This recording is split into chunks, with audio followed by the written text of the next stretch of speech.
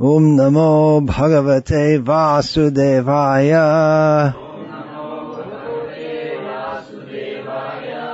Om Namo Bhagavate Vasudevaya. Om Namo Bhagavate Vasudevaya. I've been speaking on Sri Vishnu Sahasranama. Who's heard of Vishnu Sahasranama? Yeah. Sri Vishnu Sahasranama. Actually, there's more than one of them, but the most famous one is in the, who knows where it appears? Which Shastra does it appear in? Mahabharata, spoken by Bhishma. Vishnu Sahasranama means, Vishnu means the Supreme Personality of God. What does it mean? Well, that's described in all these names. Sahasra means thousand and Nama means name. So 1,000 names of Vishnu.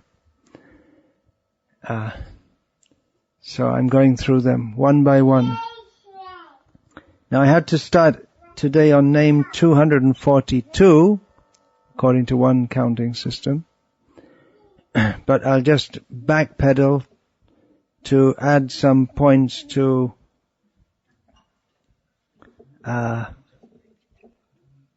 some names that I spoke on previously. So this is analysis of his names. Although the Supreme Personality of Godhead cannot be understood simply by analysis, but by considering his names, which are not exactly given to him, but they are eternally existent along with him, which describes his names. One of the names describes his names, at least one. One of the names is Sahasranama, he who has 1,000. Tanama Rupa Charitadi Sukirtananu Smrityo Kramena. I'm saying this again. Smrityo Kramena Rasana Manasi Niyoja. So this is recommended to always remember his names, forms, qualities, to nicely chant them, and with the tongue, and to meditate on them within the mind. Tishte vraje tananu anuragi jananugami kalam neyad ityakilam upadeshasaram. Residing in Vrindavan, following in the footsteps of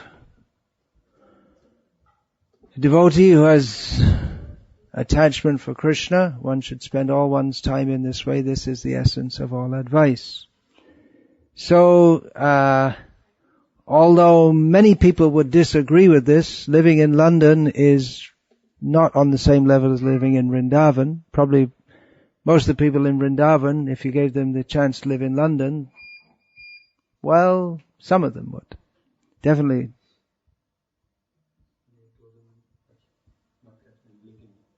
Well, if I can't come closer, it's like the donkey with the carrot. If I go forward, this goes forward also.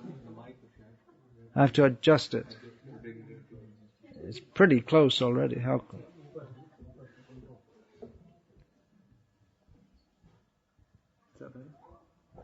Okay. So anyway, the Supreme Personality of Godhead is omnipresent, so we can glorify him even in this miserable place known as London. London is hell, by the way, in case you didn't know, at least according to Srila Prabhupada. Do you know that? When in a class in Berry Place, one of his disciples, Krishnavesha, Devi Dasi, asked him, for some reason or other, she asked at the end of a Bhagavad Gita class, Srila Prabhupada, is Bhagavad Gita spoken in hell? And Srila Prabhupada said, I'm speaking Bhagavad Gita here in London. So, the average beef-eating Englishman wouldn't be very satisfied to hear this.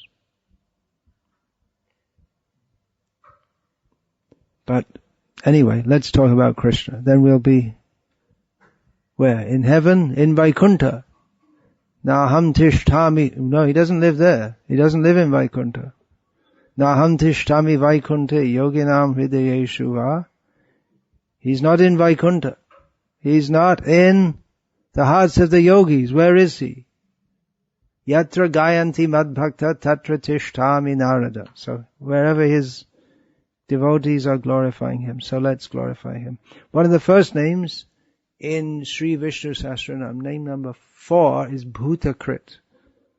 So just to summarize that, he who makes the living beings, not in the sense that he invents them or that he makes new ones all the time, as in the Islamic and Christian traditions. There's an idea that God makes all these new souls and then he chucks most of them into hell forever without any chance of redemption. But Bhutakrit means he who gives existence to that which exists, or he is the existence of the existent, who gives being to the beings. Everything exists because Krishna exists. You can think about that one. Another name, Prasannatma. I spoke on this in some length. Just one other point about this, that his happiness overflows. There's something in the Bible like that, isn't there? My cup overfloweth. Something like that. Anyone know? Any Bible scholars here? No? My cup overfloweth with joy and all my enemies are killed. Something like that. In one of the Psalms. So his happiness overflows. He's so happy that he wants to share his happiness with others. That's quite a different conception of God to the angry old man sitting on a cloud throwing everyone into hell. I think we should preach this, tell people that.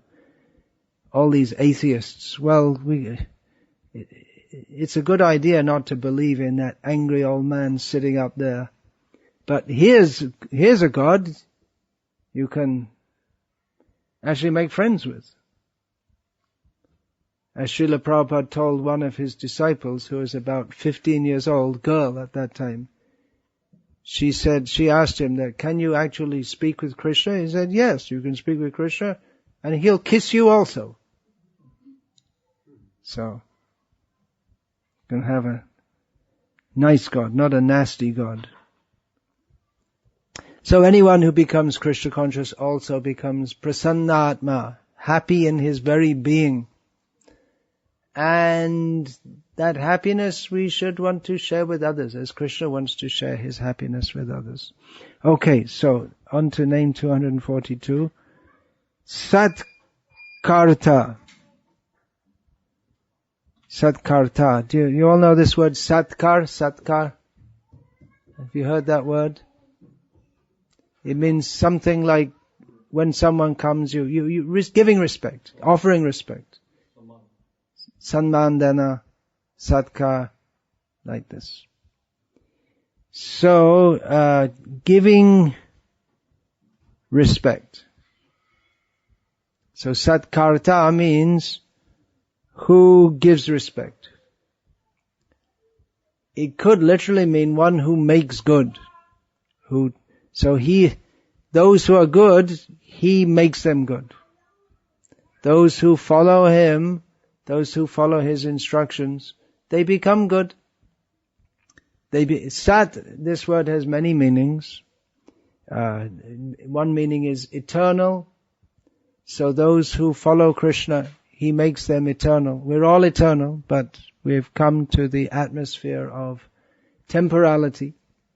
So if we simply do what Krishna wants us to do, if we become absorbed in Krishna, then he awards us our position of eternality. Manmana bhavamadbhakto madhyaji mang namaskaru mame vaishasi satyante pratijayane priyosi me. Those Krishna instructs to think of him, worship him, bow down before him, be his devotee, and by doing so Krishna promises, I will bring you to me. So Krishna is Sat, means he's all good, all right, in the sense that everything he does and says is right, all proper, eternal, and he makes even those who are in the atmosphere of Asat, which means in this material world, he gives them the position of eternality. Krishna himself offers honor. We see, although he is the most honorable, Krishna is to be honored. Krishna is to be respected. In Vedic culture, Vaishnava culture, someone becomes respectable if they respect Krishna, and someone who doesn't respect Krishna is not respectable, whatever other reasons they may have for being respectable. In the materialistic society, one becomes respectable if one has lots of money, or if one is famous for doing such feats as being expert in kicking a football. That's very important here in England. You have to learn that. 10 days in England, that's a central pillar of not only England, but Scotland also. England, Scotland, Wales, they're more into rugby. But anyway, it's a very important thing to know that the most important thing in England is that they're still wishing that their football team would win. You know all about football, right? You're one of those few people in India who are interested in football. Is it increasing or what? Maybe with the TV. They always seem to be a more exciting game than cricket, which Indians like. So, in England, if someone's an expert footballer, they are highly respected. Isn't it? You know all the names of the England football team, even though he's from India. Is it? You know all the names. So, what else? Lots of money. If you can yell into a microphone some horrible sounds to the accompaniment of some discordant, what they call music, and somehow or other you become famous for it. In other words, if you're a rock star, then you become respected. What else? What else do you have to do? Become an MP, Prime Minister. Some people respect the Prime Minister. Not many. What do you think? Yeah, I guess. Yeah, they do. Yeah. A wealthy businessman. Wealthy businessmen. Who are the wealthy businessmen in England? You don't know much about them, do you? Mostly they're all the UK businesses are owned by people from outside UK, isn't it? Virgin, that guy, what? Richard Branson. He's a famous guy. He's a Sir. The Indian ones, Mittal is here, and Anil Agarwal. Hindujas are top in England. They're the richest. They've taken over? Oh, really? Whoa, that's big to swallow him up. You got to be a big fish to swallow up Mittal. Not forgetting the Queen. The Queen. Oh yeah, she's respected. The new boy. Yeah. Well, actually, she is respectable, isn't it? I mean, she's kept a very respectable profile all these years. She's done her job as a queen well, for better or for worse. So she's not such a good example of someone who's respected for no reason. For what it's worth, and I'm sure she doesn't care at all, I give her a high ranking. Better than the rock stars. Anyway, this is just pointing out by showing the opposite, how everyone offers respect to someone or other. Unless someone's really, really at the bottom end of human culture. Someone who doesn't offer respect to anyone for any reason whatsoever. That might be someone like an alcoholic in the street, something like that. Even they might offer respect if you give them a bottle of wine.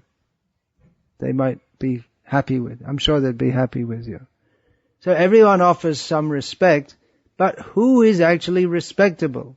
Well, the person who is Aishvaryasya, Samagrasya, Viryasya, Yashasya, Shriya, Jnana Vairagya, Yoshchaiva, Shandang Bhaga Itingena. One who has all the qualities in full, which are the qualities which make one Bhagavan, the Supreme Personality of Godhead, namely all wealth. We don't say it's bad to offer respect to people who have wealth, but who is the most wealthy? Krishna. Aishvaryasya, Samagrasya, Viryasya, who's the most powerful? We offer respect to the Prime Minister. He's powerful, maybe not physically powerful, but politically powerful. But who's the most powerful is Krishna, Supreme Personality of Godhead. Most famous is Krishna. Most beautiful is Krishna. That's a disputable point. I mean, in Vrindavan, people say Radharani is more beautiful. But anyway, we're talking philosophically here. Viryasya, Yashasya, Shriya. Jnana, most knowledgeable and most renounced. In this country, renunciation is not considered a quality.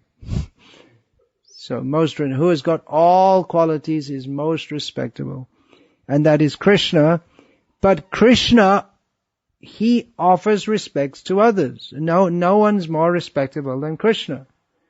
But Krishna offers respects to others. He takes the position, when he performs his Leela in this world, he takes the position of an inferior. To who? To Krishna offers respects to Yudhishthira. You'll see there's one nice painting done by BBT artists of baby Krishna holding Nanda Baba's shoes on his head, wooden shoes. He's bringing them to him, putting them on his head. If you put someone's shoes on your head, that's a sign of showing greatest respect. That's why in the temples, in South India especially, you can go and the padukas of the Lord will be placed on your head. That's a sign of submission, that you offer all respect. So, Krishna also, he respected Uddhava as his minister, even though Krishna himself is the ocean of knowledge. Krishna respected his guru who taught him everything. 64 arts in 64 days. Sandipani Muni. Again, the name is coming. Rama, he offered respect, of course, to his father, Dasharatha. Chanting japa? You can't hear class and chant japa, so please do one or the other. He offered respects to his mothers, namely, having a little quiz here. Who's Rama's actual metaphysical, I won't say physical mother, transcendental mother, direct mother, Atma Mata is Kaushalya. Then Sumitra and Kaikeyi and Rama, even though Kaikeyi betrayed him practically, I don't know if that's the right word exactly, but Rama, he never said any bad word about her. And he told Bharat, who was horrified at what his own mother had done, he told, you go on respecting. So he always showed respect to respectable people. So Krishna, he would offer respect daily in Dwaraka to the Brahmanas. So in this way, he showed how to offer respect to those who are respectable. Who are respectable? Those who respect Krishna. The king is to be respected in human society. Why? Because he's a representative of Krishna. Naranam Chanaradhipam. Among humans, I am the king, Krishna says. So, king has got that position. He's maintaining and protecting on behalf of the Supreme Personality of Godhead. That's a function of the Supreme Lord. which the king does that within certain jurisdiction. What is that sound that keeps on coming? Yeah, leave the door open, then we can get some little air circulation. Please open it and leave it open. That's for security, is it? Yeah, security. Isn't it amazing? Sitting in your own house in a little quiet suburb and still, if the door opens, you have to, what's going on? Thief is coming. What a situation. There's no proper king protecting us. Should kill all the miscreants, and that would reduce the population significantly.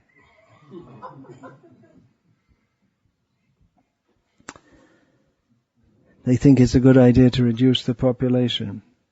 So, Krishna, as a matter of duty, we should offer respect to the respectable.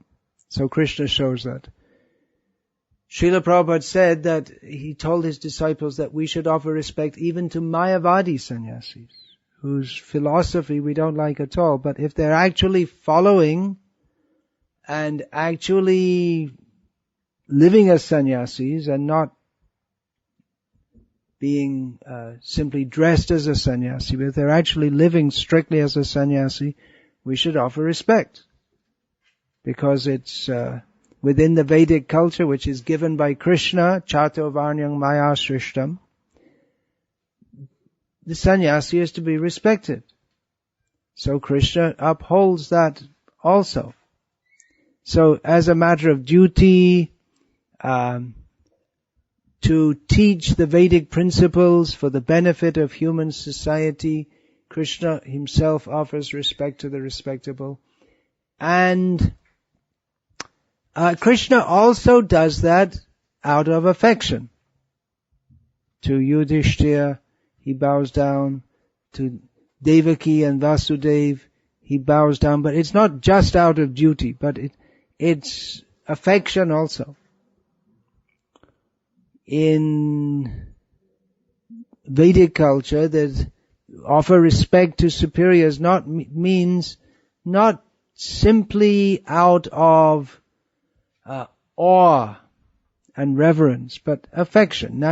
In a good kingdom, naturally the citizens, they feel not only submission to, but also affection toward the king. And we see that even in Thailand today, even though there's a king and he doesn't have any official political power, but the citizens, they all love him. Because the idea that the king, he's the well, they don't have any proper idea because it's a Buddhist country which borrowed the Vedic culture without the underlying philosophy. But the idea is there that the king is there. We love him. All the kings in Thailand, their name is Rama. It's pronounced differently in Thai language, but Rama.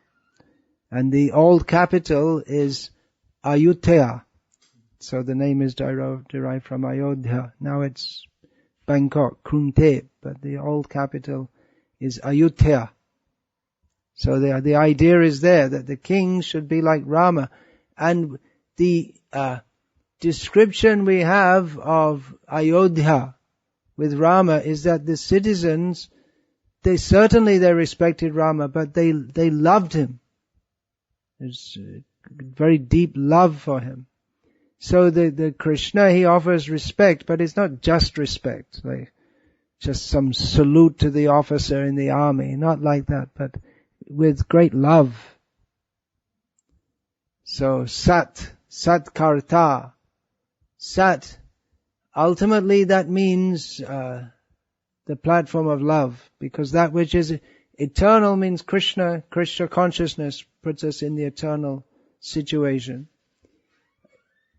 That situation is attained by love. Bhaktya mama bijanati. Krishna is to be known by love.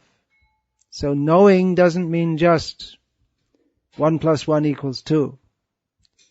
or David Cameron is the Prime Minister of the United Kingdom. It's not just a matter of knowing, but not just book knowledge, but the respect. Krishna shows how to show respect with love, which is the essence. And Sat, he makes everything Sat. He makes everything proper. So it is proper to love. So Satkarta, one who benefits them, he makes those who are good, good. By remembering Krishna, who is all good, then anyone else also becomes good. So he himself, although he is the most honorable person, he offers honor to us. So this actually, when we read or hear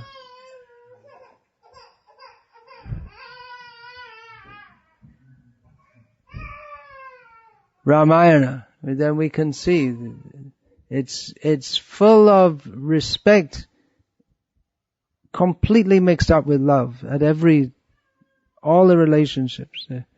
That guru, disciple, Rama and Lakshman, they go with Vishwamitra, and definitely there's great respect, but how Vishwamitra is very happily instructing them and they're happily serving him. There's a very nice painting by B.K. Sharma, I believe, of Rama and Lakshman massaging the feet of Vishwamitra. So it's not done just as a duty, but it's an exchange of love. That's the whole point. One of the names of Krishna is Nyaya, here in the Vishnu Sahasranama. So it means justice. He's giving justice, but not just some clockwork, rigid justice. They're not computerized. Okay, you did this, you get this punishment. You did this, you get this reward. But Krishna is a person. If you like, you could say he's sentimental and emotional. He doesn't lose his balance out of love, except when he's in Vrindavan. But everything is going on according to justice. But if you want to escape the justice department, then we have to come in the love department, in the mercy department.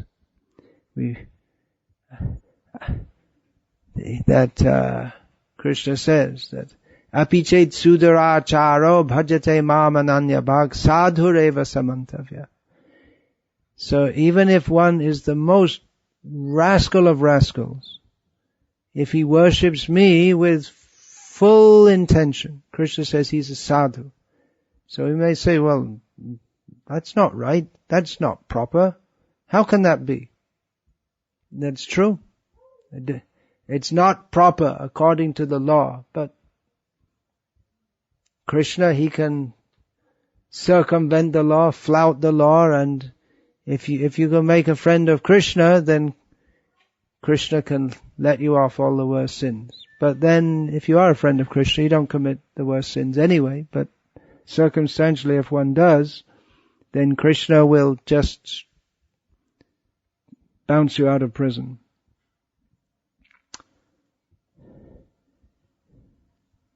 So yeah, and that point should be understood, that doesn't mean that, well, okay, I'll just love Krishna and do all nonsense, because Krishna tells us not to do nonsense. But we should, not that we should desire to be honored by Krishna, but we should also respect the kind of people that he respects. The Brahmanas, the Vaishnavas, the sannyasis, the gurus, like this.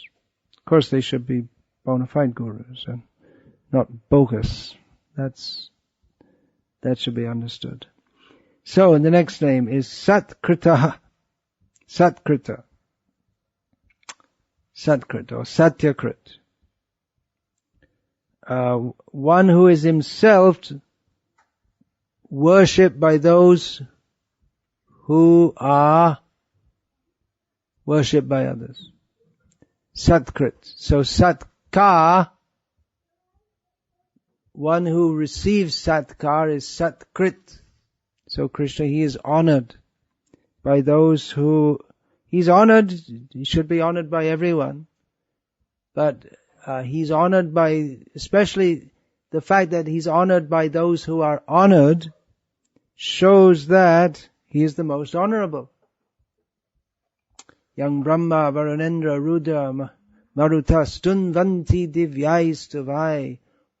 All the devas, those who are honored within the universe, they all honor Krishna. So who's the most honorable? Is Krishna. We want to know who is God, we should find out. Who is the most honorable and respectable? Who is respected by the most respectable? There's a story, well-known story, of a man in a village who saw that everyone respected the headman of the village, so he thought, oh, well, I should respect him too. Then one day he saw that one tax collector came around, and the headman of the village honored this tax collector. So he thought, well, why should I honor the headman of this village when he's honoring someone else? So he followed the tax collector and started serving him. The tax collector went village to village and he saw everywhere he's being respected. But then when the tax collector went back to the capital, he saw the tax collector honored the king. So he thought, why should I honor the tax collector? I'll serve the king. So he started serving the king. Then he was serving the king, and then one day the king went to the forest to visit his guru, and he bowed down to his guru, and the man thought, why should I honor the king? Why should I serve the king? The guru, he's honored by the king. So he said, I'll serve the guru. So the king left, and this man from the village stayed and said, why did you come here to say, what's this? What's going on? So he explained, I honored the headman of the village, then I honored the tax collector, then I honored the king, and then I saw he's offering respect to you. So then the guru said, okay, come with me to where I do my puja. And he bowed down. So why are you bowing down to those stones? It's not stone. This is Krishna. He's the supreme. Everyone should honor him. So if we find out who is the top respectable person, that is Krishna. He is to be respected by all. One who is worshipped, who is worshipable by everyone. The king is respected by some people. Like in this country, the queen is respected by many people, and some people want to kick her out of Buckingham Palace and make her wash the toilets. No more kings. They did that in France. How long ago? 250 years ago. Well, they didn't make them wash the toilets. They did the guillotine on them, chopped their heads off. So, then someone. So not everyone respects.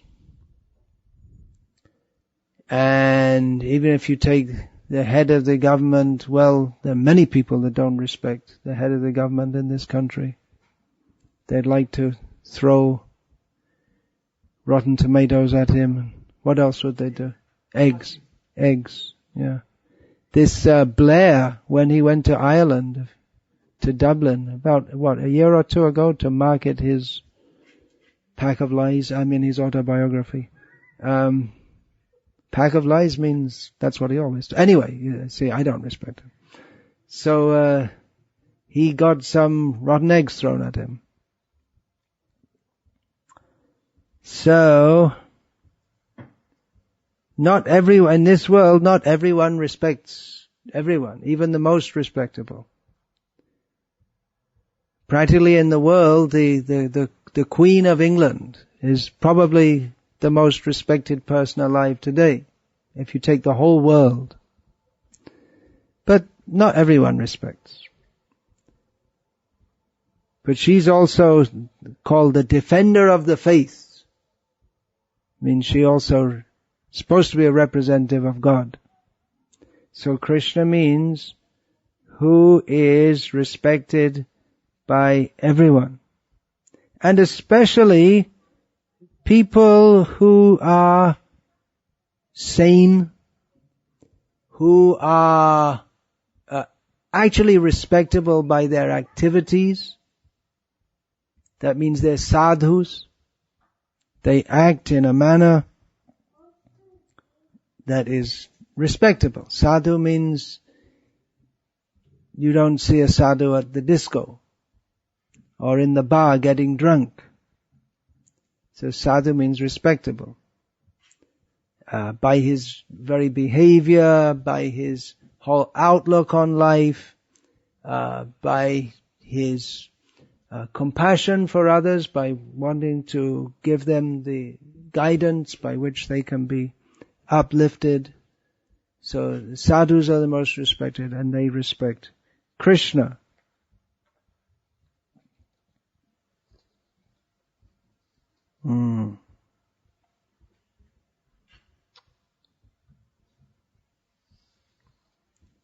So the next name of Krishna is Sadhuh. You've all heard this word, Sadhuh, Sadhuh. Maybe you didn't hear the name Satkrtah or Satkarta, but you've all heard the name Sadhuh. But when we think of a sadhu, we don't think of Krishna generally, do we? We think of a devotee of Krishna, or someone who is, we could say a Hindu religious person. We generally think like that. Actually, sadhu, this word doesn't necessarily mean a renunciant or a sannyasi. Can be a grihastha also. But especially one who's living a very disciplined and regulated and religious life. They're considered a sadhu. But the ultimate sadhu is Krishna. And as with all other names, each of the names, it overlaps with other names. So the very fact that Krishna offers respects to others, that is a symptom of a sadhu, saintly person. Srila Prabhupada often translated sadhu as a saintly person. So a saintly person, though they are highly respected, they offer respect to others. It's not that they just think, well, I should be respected and to hell with everyone else. But one of the symptoms of a sadhu is that they do offer respect to those who are respectable. So there are several names of Vishnu in Vishnu Sahasranama which are all-encompassing. They include all the other names, or all the other names are components of this name. And among them is Vishnu. One of the names in Vishnu Sahasranama is Vishnu. It's the second name. Another all-encompassing name is the first name, Vishva. Narayana, that name's going to come up very soon. I think it's just 2 names from now. So these names, they include all the other names. The name Satya, that includes everything else about Krishna is included in the name Satya. So this name Sadhu, that also includes all the other qualities are included in the name Sadhu. And in Satya, and in Vishnu, which means all-pervading, all-encompassing. So the name Sadhu is a complete and perfect description of Krishna. And the completely complete name of Krishna is Krishna. That's right. This is a complete name. Everything's included. Sadhu. Of course, completely complete because Krishna is all beautiful. A sadhu in this world doesn't have to be beautiful. And often they don't look very beautiful because they're not trying to be beautiful. They'll deliberately neglect their bodies, and even if they don't neglect their body, they don't make any particular effort to be beautiful. You won't find the sadhu at the, what do they have, this nail spas, they call it, where they go in and they decorate the nails, or they won't be having their nails manicured, or they do have distinctive hairstyle, but not one made by a barber. well, shaved head and shikhas like that. Or there's this jata, long, that's also, they have to put something from a tree, some tree sap, and that makes the jatas, makes it as it is. Otherwise it'll just fall off. It'll rot and fall off. So, but the point is they're not in any fashion shows or posing as the, Mr. Sadhuh 2013, who's the most good looking of them all, who's the most muscular. They're not concerned with that. So then they're not trying to be beautiful materially, although their character should be beautiful. Krishna also doesn't try to be beautiful. He just is beautiful. Automatically, axiomatically, he's beautiful. So all these names, they culminate in the name Sadhu, which means who is Sat, who is connected with Sat. Sat means eternal, proper, good, correct. So these are the qualities of a Sadhu. Sadhu means who is in connection with Sat, and Krishna is the ultimate Sat. Proper, correct. Yeah, again that name Nyai. Krishna is a principled person. He's principled means he lives according to certain principles. Krishna is not a whimsical person who, for instance, Krishna has the principle, he's fair, he's Nyai. He's fair. This idea that God, if you get it wrong one lifetime around, or if, for instance, if you're not a Christian, you might have been born in a non-Christian family, or you might have never heard of Jesus Christ throughout your life, but hard luck, you didn't wash yourself, you didn't bathe in the blood of Jesus, and you have to burn in hell forever. This is not a description of Krishna. It's some imaginary tribal god who the Jews used to worship and then got taken over by Christianity. Just some imagine. The Supreme is not so unprincipled and unfair that if someone doesn't worship him in one lifetime round, then he throws you into hell forever. He gives you another chance. That is the meaning of principled. That is the meaning of Sat. So it's understandable why people don't want to believe in a God or worship a God who is so unprincipled. That Krishna's highest principle is Bhaktavatsalya, affection to his devotee. He's principled. Samoham sarva bhuteshu name dvesho stina priyaha. Krishna is principled. He doesn't discriminate between people. He doesn't hate anyone. He doesn't favor anyone. But ye bhajanti tumam bhaktya maite teshu chapyaham. His highest principle, his general principle is fairness to all, and his highest principle is his affection for his devotees. So these may apparently seem to be contradictory, but they're not. Krishna is a principled person. One of the names for Krishna is Yama. He's the dispenser of justice. So that's there also. Mameva ye prapadyante. Mayametam tarantite. One who surrenders to me gets beyond the ordinary justice department, and they come under Krishna's protection. Or more specifically, Mahatmanastu mang parsa daiving prakrim ashritaha. They come under Radha's protection. So all these sadhus, there are so many sadhus, in the census of India that was conducted during the time of Indira Gandhi. I don't know if they still do it, but they put sadhus and beggars in one category. They think a sadhu is a beggar. So many maybe in India. Actually, all sadhus are supposed to be beggars, and that's supposed to be something respectable. Bhikshuk means one who begs. So that's something respectable for a sadhu to beg. But if that's because he is engaged in transcendental activities, spiritual activities, so he benefits others by begging from them. If someone just becomes a sadhu because he couldn't earn a living, that's not very respectable. That's also one reason for becoming a sadhu. But the real sadhu is a devotee of Krishna.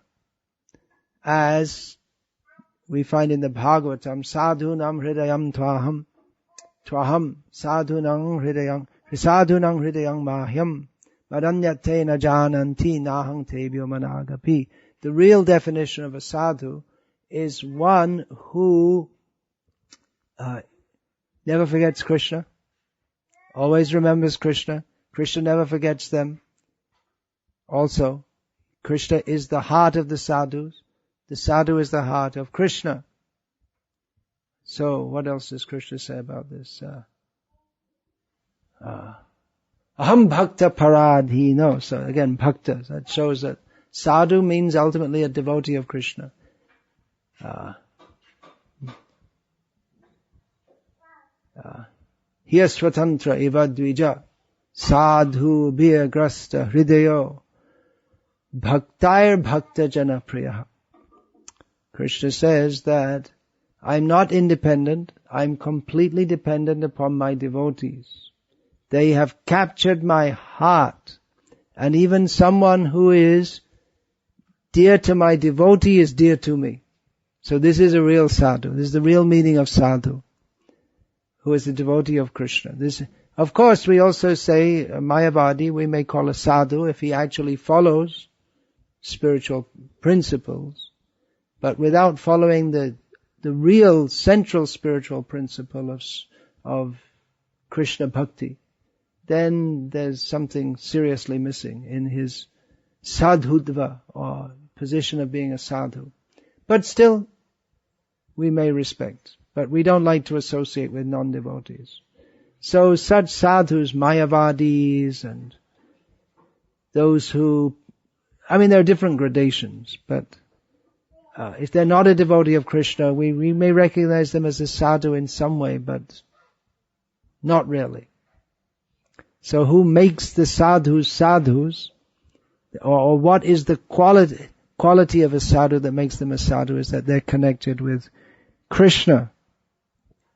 So we find that Krishna, he comes to the world for the very sake of the sadhus. Paritranaya sadhunam. He comes to uplift the sadhus and to deliver them from the asadhus, the dushkritis, the wicked.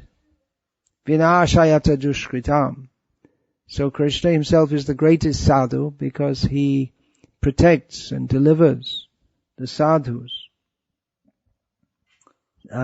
We find also in Krishna that quality of a sadhu, that even though he is most respectable, he offers respect to others. He's not puffed up. In this material world, someone who is respected, it goes to their head. They become proud. But not Krishna. He remains very humble. He doesn't mind being the messenger of Yudhishthira. He doesn't say, hey, I'm God, you can't tell me. Don't ask me to do that. Or he drives the chariot of Arjuna. We find that Karna, he was always, denigrated by the Pandavas. We find the name, we won't find the name Karna in Bhagavad Gita, but he is referred to as what? Anyone? Sutaputra. He's referred to in Bhagavad Gita as the son of a chariot driver. So that's considered some very low position in relation to the Kshatriyas. But Krishna took that position for Arjuna. Krishna didn't become less by doing that. He became more. Krishna can't become more because he's always perfect and complete. But he becomes more because he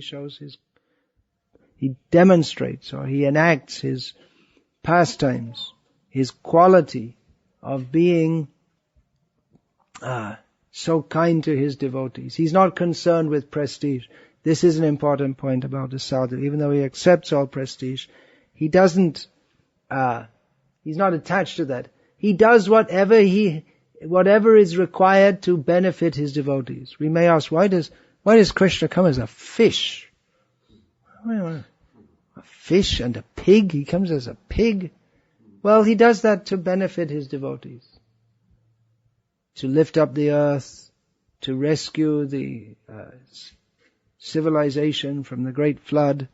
Nowadays, the people are very afraid that by the global warming, all the land will be inundated. But if there's anyone chanting Hare Krishna, then Krishna will save him. So, he is a sadhu. And he likes to live as a sadhu. Even Rama, he was the king of Ayodhya, but he actually became very happy when he was exiled to the forest. He thought, this is very nice, living in the forest with all the rishis, living a very simple life. He thought that was very nice. So, he has that quality of simplicity and righteousness, principled, following the Vedas. These are all points which make sadhus sadhus. And the greatest sadhu is Krishna, and he makes the sadhus, and he helps them to remain in their position as sadhus. Because in this world of asat, in which everything is unprincipled, especially in Kali Yuga, everything is wrong and bad and unprincipled and hypocritical. How can one be a sadhu in this age? By Krishna's help. If he invests in us via the parampara system, even a little drop of his own righteousness, correctness and steadiness on the path, then we can also become fixed in Krishna consciousness by his mercy. Hare Krishna. That's all I'm going to say for now about this, unless anyone has any question about this. I hope you could all follow what I was saying. I was using a few Sanskrit words there. I hope you can follow what they mean. Yes, please.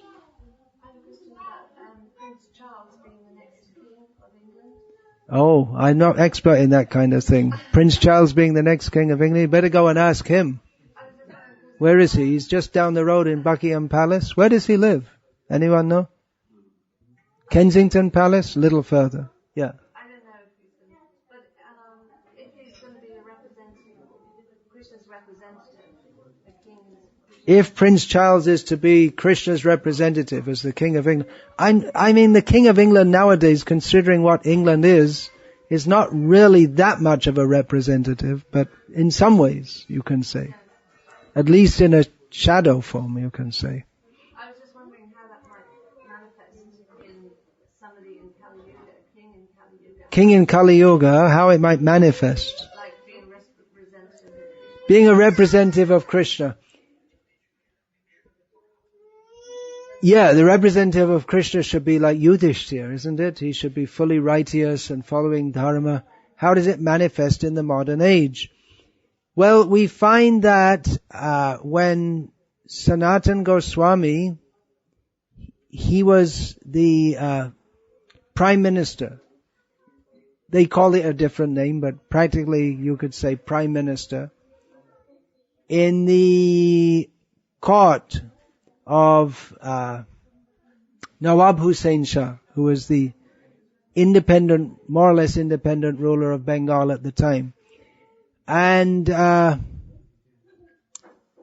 even before that, there was another minister. They're all Hindu ministers, it seems. Keshava Chatri. So when Chaitanya Mahaprabhu was coming toward the capital of Nawab Hussain Shah, the name of the capital was Gaura, from which we get the word Gaudiya. So Nawab Hussain Shah asked Keshav Chatri, what's going on with this Chaitanya who's coming? There's a huge crowd of Hindus marching up towards our capital. He was concerned. The Nawab was concerned. Nawab means like king, Muslim king. In India, they were called Nawab. So he was concerned. They're marching on us, they're gonna attack us, or what's going on? And Keshav Chatri, he said, well, you don't have to worry. It's just rumors that there are so many people. There are just a few hangers on. There's nothing really to worry about. But Nawab Hussain Shah, he wasn't very satisfied, so he asked another minister of his who at the time was called Sakar Malik, who later became Rupa Goswami. And he said, well, what do you think about this Chaitanya? And Rupa Goswami said to him, it is your great fortune that he who gave you this position as the ruler of Bengal is coming to give benediction to your kingdom by personally placing his feet in them. And people say he's the Supreme Personality of Godhead, and I'm not going to tell you. You're the king. You are his representative. You just look in your own heart and see what you think, whether he's God or not.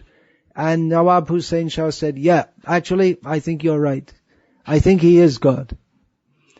And then, after Chaitanya Mahaprabhu had come and gone and told Rupa and Sanatan to give up their government posts and come and join him, then Sanatan Goswami, he left government service, and on the plea of sickness, he remained in his home, and he listened to Srimad Bhagavatam recited by Brahmanas. So the Nawab was concerned that Sanatan Goswami, who was managing all the affairs of his kingdom for him, the Nawab himself he didn't bother managing his kingdom, he just left it all to Sanatan. You look after it for me. And Sanatan was reported giving sick leave. And it went on a few days, and then the Nawab sent his doctor to check Sanatan. The doctor came back with the news, nothing wrong with him, he's physically perfectly alright. So then the Nawab knew that Sanatan's taking, unjustified sick leave. So he came into Sanatan's court and saw him listening to Srimad Bhagavatam, and he said, so he came in, and everyone, all the Brahmins, they stood up to offer him respect. That's the point I wanted to make.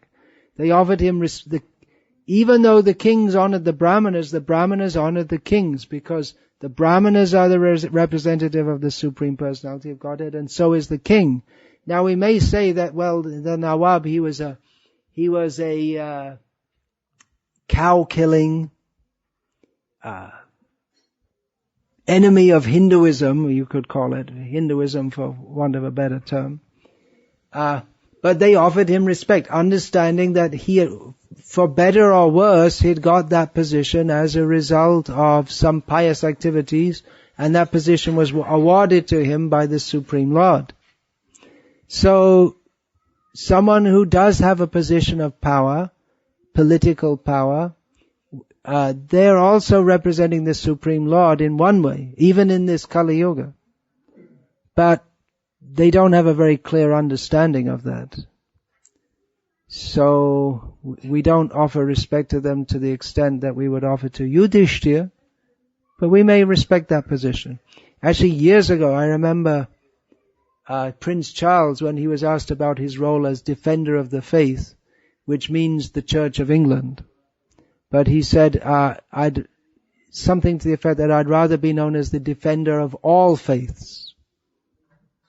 Because nowadays, the Church of England, and then there was, when Henry VIII first of all made the Church of England, and then it was pitted against the Catholic Church, and there was a political struggle which went on for a few generations. But now it's not just Protestants and Catholics, it's Muslims and Jews and Hare Krishnas and lots of Hindus, and Sikhs, and there are probably a few Parsis here, one or two in England also. And what are Buddhists? There are lots of Buddhists of sorts in England. So Prince Charles said he'd rather be known as the defender of all faiths, which is probably more appropriate for his present role. So,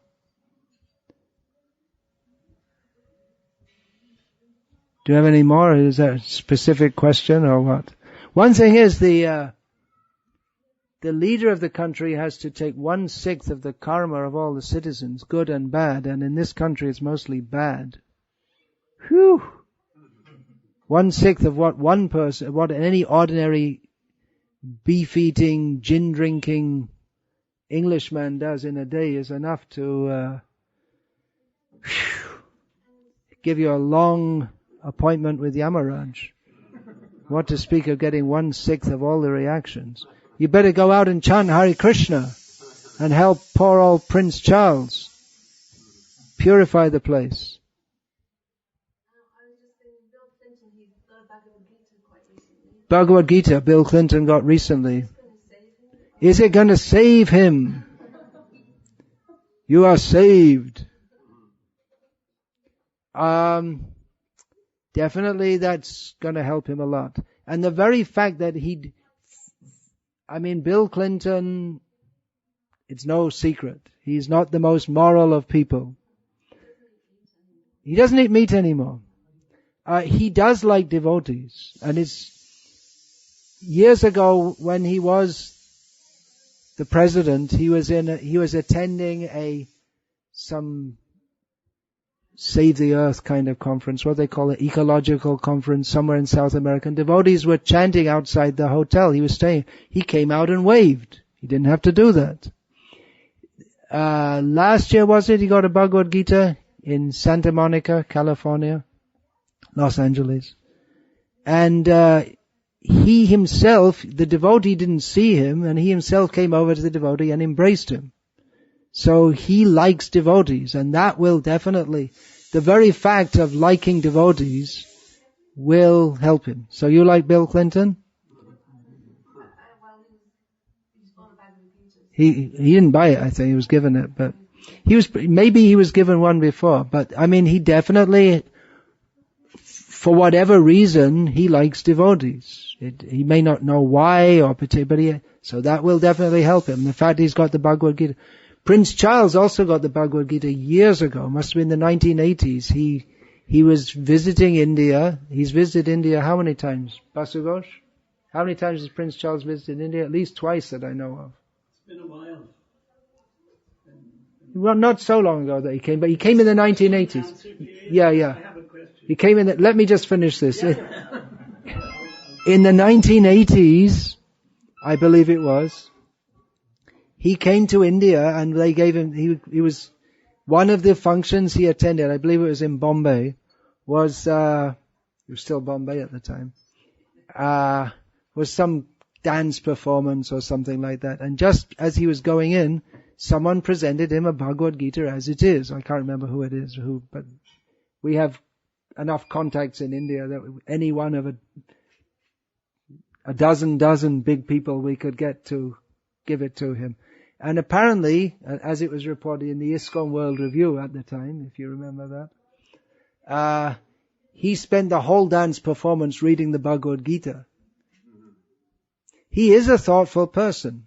He talks to his plants, for which he was ridiculed, but that actually makes the plants grow better. He's into aesthetics, especially architectural aesthetics. He's a thoughtful person. If he wasn't the king to be, you never know. He might have been out there with Parashuram at in the Glastonbury mud. You never know. This new Prince George, apparently he's got a very, very spiritual horoscope. There'll come a time in his 20s when he starts to think about the big questions of life. Yeah, okay. So please, you have the floor. A god brother who I don't know, I saw this article on Dandavats about Bill Clinton becoming a vegan. I didn't know about that actually. Bill Clinton's a vegan. What's the reason for that? Is it health reasons? Yeah. Most people become vegetarians or whatnot for health reasons. There is an have their own morality. Yeah. More than the vegetarians. That They don't. They feel that if you support the dairy industry, if you support the dairy industry, you're supporting horrible violence. Yeah. Violence. Some of them, not everyone. I think some vegans believe that dairy products aren't good for you. That's also there. Yeah. There are a couple. So. Oh. I cut this. I'll just give a quick interruption. I remember during the Carter presidency, he had a one-day token vegetarian day at the White House.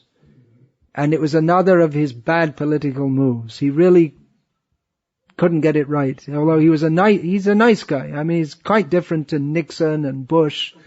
He's actually, what I understand about Carter, he actually wants to do good for the world. But he got lambasted by the meat industry for doing that. Anyway, go on. So I cut the link and pasted it on my Facebook page, and a godbrother who I don't know, apparently, I mean, from the tone, I assume he wasn't really... Oh, they don't like vegans. There's a heavy anti-vegan lobby within ISKCON. I don't care about Clinton. Prabhupada is the greatest. Silly thing to say. I had a debate with him. It's funny because Prabhupada, if you read Prabhupada's books and conversations, he never was Bhakti Siddhanta is the greatest type of fanaticism. No, he talked about so many philosophers. Yeah. He talked about Marx. Of course, if we say something good about Clinton or Prince Charles, it doesn't mean that we think that Prabhupada's, they're anywhere near the level of Prabhupada. And then I pointed out Yad Acharati Shrestha. Yeah. That here's a leader of society, like you were talking about Hussein Shah. Yeah. Was the leader of the society for whatever reason. Clinton was the leader of society. Yeah. Still millions of people respect him. And if he comes out as I said vegetarian. Yeah. And this devotee was arguing, well, vegan is not vegetarian. I said the last time I checked, a vegan is a vegetarian. A vegetarian may not be a vegan. Yeah. But a vegan is a vegetarian. So, what's your comment on that? Well, ultimately, Bhadra, what is that? What is that verse? Bhadra. I don't know that one. Bhadra, Shabmano Dharma. I'm missing one word. To see what's good and what's bad on the material platform, it's ultimately manodharma, because only that which is directly in relationship with Krishna is actually good. A bhalo, a manda. Dvaite bhadra gam, a shab something. Bhalo, manda, I didn't get that. I lost it today. But, ultimately to say something is good or bad on the mundane platform has no meaning. It's in relationship to Krishna. That's what's ultimately good and bad.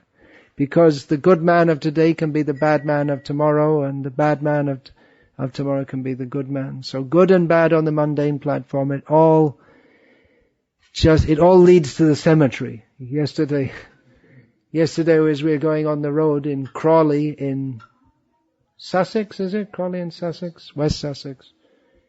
I saw a road sign, cemetery with an arrow. So I thought, well, everyone's going to the cemetery.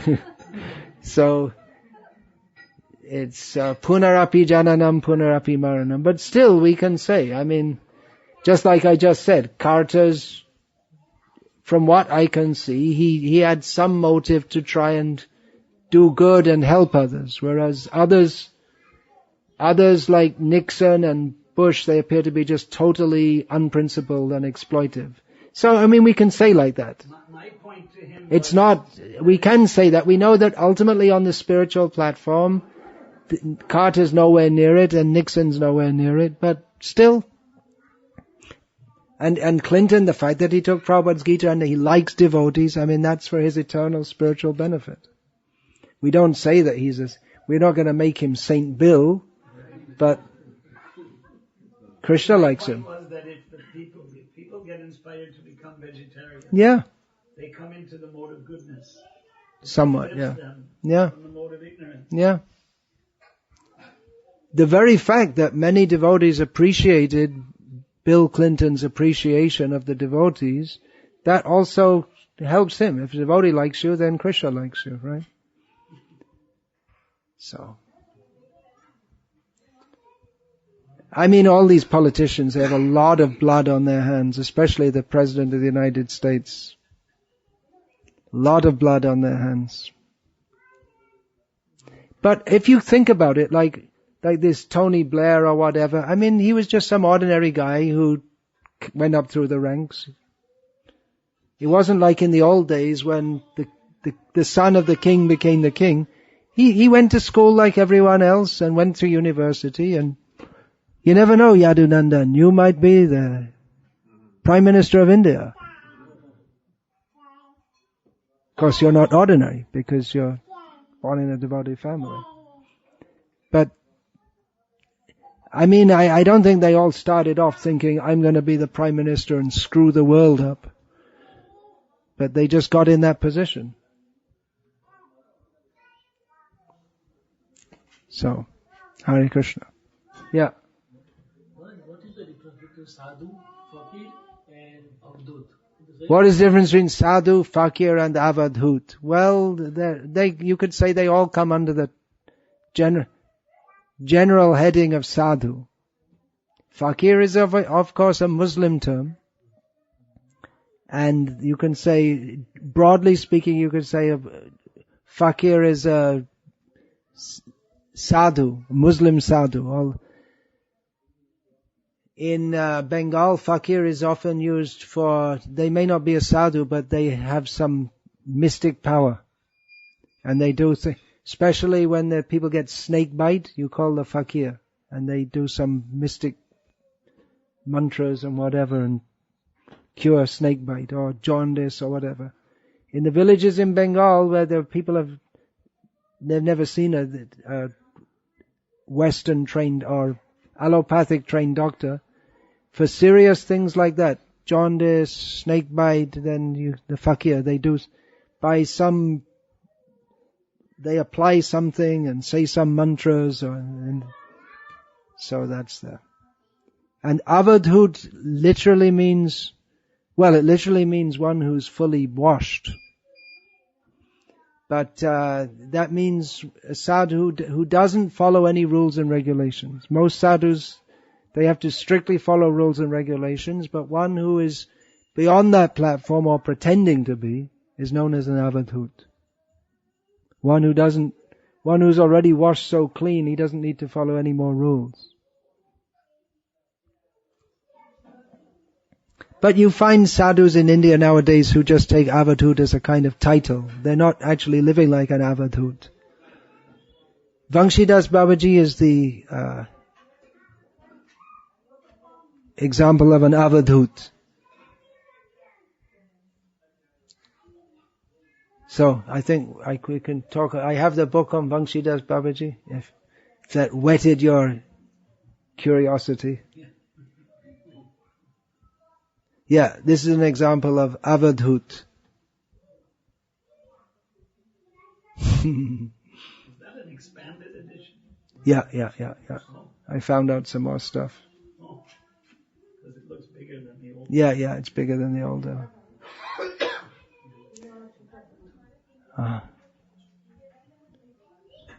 Or be patamila. Or usme dala.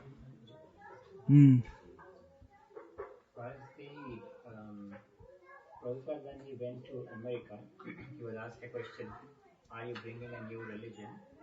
When Prabhupada went to America, he was asked, are you bringing a new religion? I don't remember that specifically. In answer to that, Prabhupada said, I'm just paraphrasing, that I'm just helping you to practice your own religion in a better way.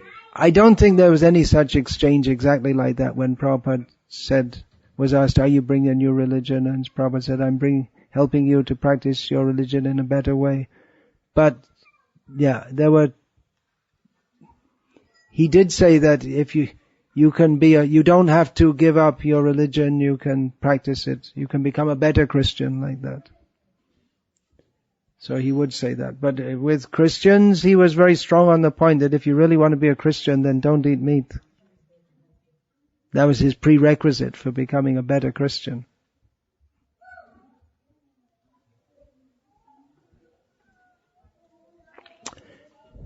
Okay, Hare Krishna. We'll finish it. It's almost 1:30. Oh, questions are still flying in. Huh? I have one burning question. Burning question. Don't make it burn too much. You might self-ignite. There was a kid in Tamil Nadu. Did you see that? A baby in Tamil Nadu kept on catching on fire. On its own. Yeah, there are so many cases reported of this that the doctors have stopped pretending it doesn't exist, and now they call it such and such syndrome. Human beings just ignite. Yeah. Okay, so the question's Okay, sorry. Yeah. Maharaj, you spoke about faith and Krishna saying he's a defender of faith. Christian consciousness is obviously the direct path in order to Godhead. So, in relation to other faiths whose path is, I guess, an impersonal one, they see God as an impersonal God. So, does that mean those faiths or those religions, they are actually under illusion, even though they feel that they're Various faiths. Well, Srila Prabhupada, whenever he was asked, what do you believe? He would say, it's not a question of belief. It's a fact, it's a science, it's a question of understanding. So when we talk about other faiths or religions, are they an illusion? Yeah, to some extent. There's some truth is there, but it's mixed with untruth also. For instance, if we accept that there is a supreme being, well, that's good. But if we think that only the people who believe the way that we believe are saved by that supreme being, and that supreme being out of his infinite mercy and kindness throws all the rest of them into hell with absolutely no chance of ever being redeemed from that situation, that is illusion. That is ignorance. And it's horrible, actually. I mean, they've done such a bad job for God consciousness, because anyone can understand that, well, God is either not merciful and not kind, or non-existent. So many people, when they hear this description of a vindictive God, you didn't believe in me, therefore I burn you in hell forever. I mean, that's horrific. So they just say, well, we don't believe in any God. If you don't have knowledge of Krishna, and that's the only description of God that's given, it would seem to be a better choice to be an atheist, practically. So yeah, they're in illusion. I'm not saying it's good to be an atheist, but to be a theist whose conception of God is so ungodly, they ascribe such ungodly qualities to God, then it's almost worse than being an atheist. Hare Krishna. Yeah, let's finish that.